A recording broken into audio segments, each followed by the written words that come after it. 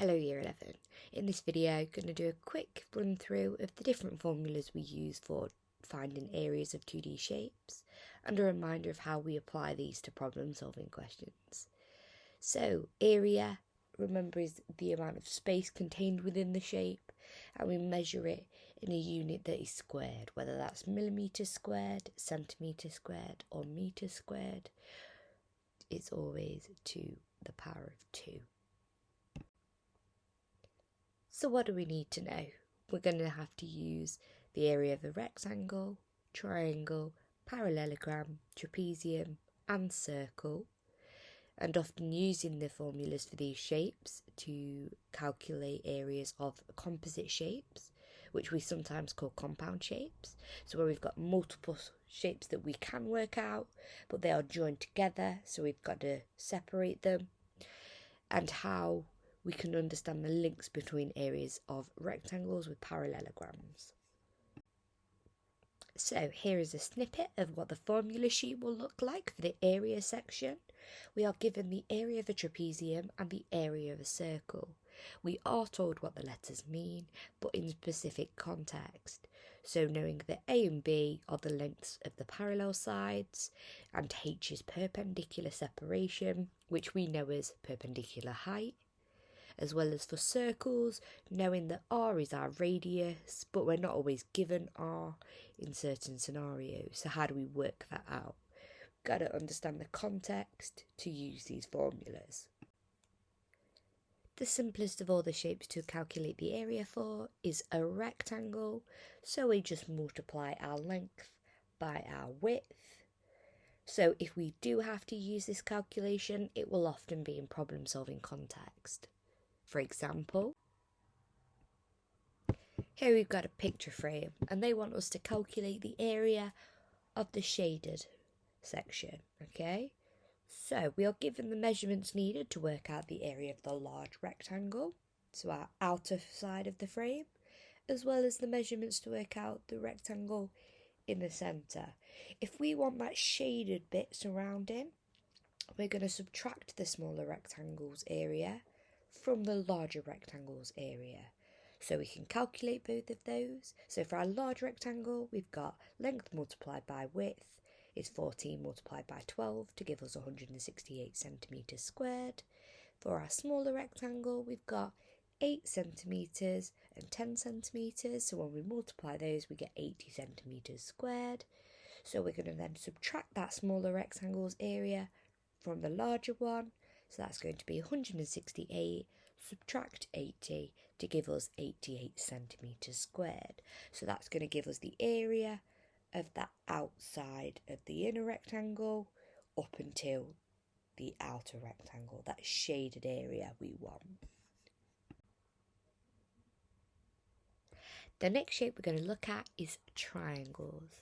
So the formula is not much more complicated. So the area of a triangle is equal to a half multiplied by the base multiplied by the perpendicular height. The tricky bits with triangles is remembering that the height is not just any length, it's got to be that perpendicular height. So it has to be the height that is exactly vertical, so it goes straight up at a 90 degree, so at a right angle. It's got to be straight up at a right angle. That is our perpendicular height. We have to use that one for our letter H. Okay, if we're multiplying by the half, we can just worry about that later, but we just multiply the base by our perpendicular height, and we can divide the whole thing by 2, which is the same as that multiplying by a half. This question is very similar to our picture frame question. So we're given a garden and we want to know the area of the grass portion, but we have a triangular shaped vegetable patch. Okay, so our grass covers the whole garden except the vegetable patch. So if I want to find out the area of the grass, I'm going to find out the area of the garden entirely and subtract the area of my vegetable patch. So my area of the whole garden is a rectangle, and we've done a similar question, so we can do the length multiplied by a width, 12 multiplied by 8 in this case gives us 96 metres squared, because we're in metres this time. So that would be the area of our whole garden. Now we want to subtract the area of our vegetable patch, but that's a triangle shape. So we've just looked at our formula, so we're going to do a half multiplied by our base multiplied by our perpendicular height.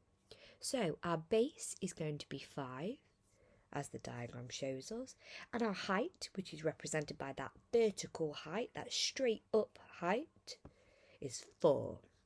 And we need to multiply it by a half overall. So 5 multiplied by 4 gives me 20. Then we multiply by the half. That gives me 10 metres squared. So I've got my whole garden was 96. Subtract the area of my vegetable patch, which was 10. And that gives us the amount of grass will be 86 metres squared. Our next shape is a parallelogram. So our parallelograms have very similar properties to our rectangles. So our formula is going to be area equals base multiplied by height. But in this case, it has once again got to be that perpendicular height. So not the length of a side multiplied by the base, but the base multiplied by the perpendicular height. So that vertical height again, that straight up height at a right angle. So this parallelogram question asks us to complete the parallelogram. So we've been given 3 points, we need to add a 4th to create a parallelogram. So in a parallelogram, the parallel sides are equal in length. Okay, so the parallel sides are equal in length. So the length A to B must be equal to the length of C to D. So if I have a look, I can see that my A to B goes across 1, 2, 3, 4, 5, 6, 7. So from C to my D must also go across 7. So 1, 2, 3, 4, 5, 6, 7. So I can add that D is this point here.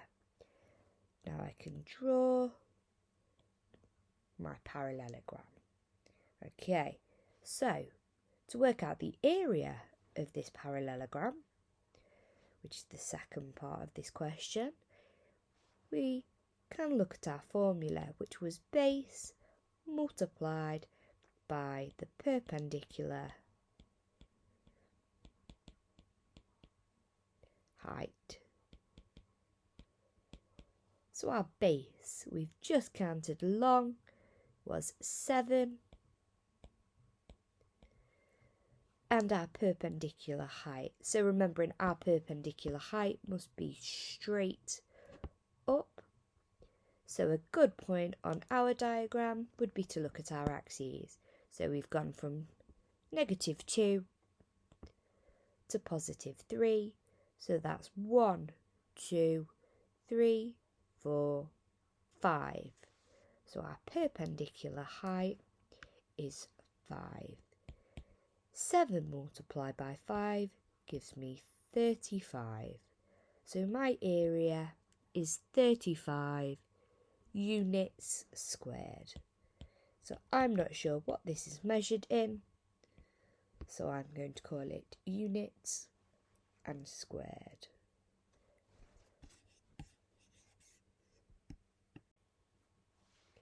So our next shape is a trapezium, and our formula is provided on our formula sheet for foundation and higher. However, we do need to understand where these letters correspond to on a diagram. So we've got a half multiplied by A plus B multiplied by our perpendicular height. So our A and B are our parallel sides. So we add those together, multiply by a half, and multiply by our perpendicular height.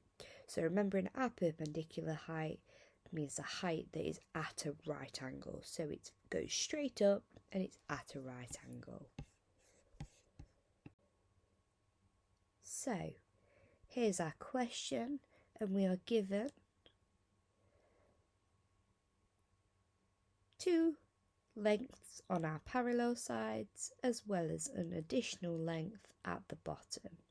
So we know for our formula we've got a half multiplied by A plus B multiplied by H. So A plus B are our parallel sides. So our parallel sides are 2 metres and 3 metres, so 2 plus 3. And we know they are parallel because the arrows on those sides here represent that those 2 sides are parallel.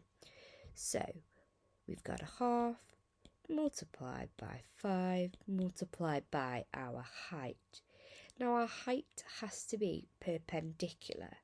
That doesn't always mean it's going to be vertical, so in this case it is laid sideways, but it is at a right angle to the other side. So we can see the little boxes representing our right angles, so it is at a right angle to our other sides, which means our 7 is our perpendicular height. So 5 multiplied by 7 gives me 35, and a half of 35 is 17.5. We're in metres, so that will be metres squared.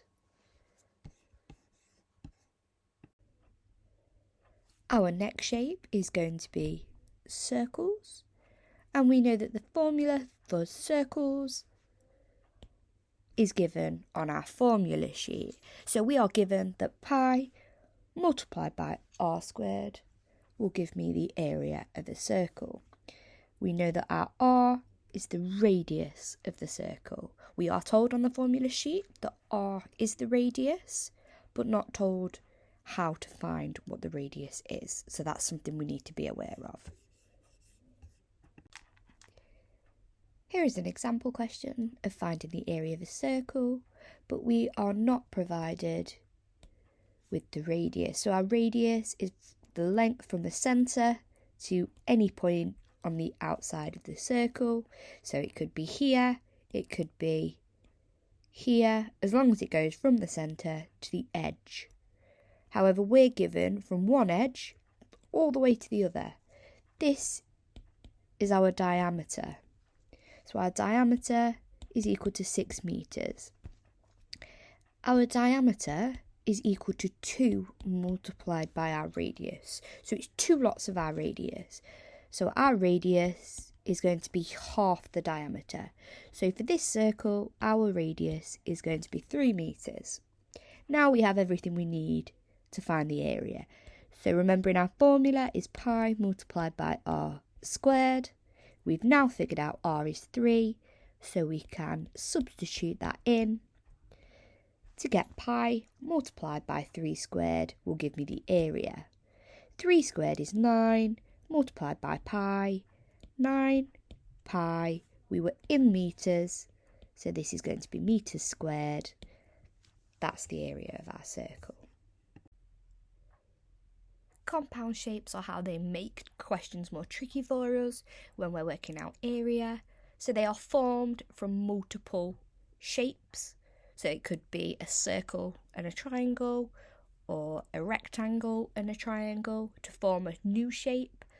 And to work them out, we must find the area of the individual shapes that we have formulas for and add them together to get the area of the compound shape. We're going to see a few examples in the next few slides.